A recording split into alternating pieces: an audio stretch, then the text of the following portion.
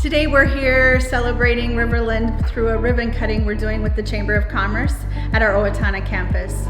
We were able to install some new equipment for manufacturing, and we presented it and shared it with the community, with ambassadors, chamber ambassadors, with legislators and leaders at the Riverland organization. So we're really excited to be able to have that here in Owatonna and partner with our manufacturing partners. Kat, Senator Jasinski, on behalf of the Chamber and the Chamber ambassadors, want to present this plaque recognizing the fantastic new training equipment here at Riverland, Owatonna. Congratulations and thank you for your dedication to the workforce here. Thank you.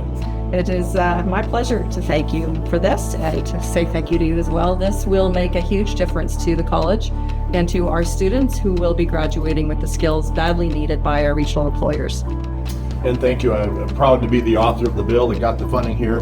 Thanks to the Chamber, the school district, all the stakeholders here in Owatonna that put this together, and glad we got the funding and glad it's going to be opened up now with ribbon cutting day. So thank you. Yes, thank you.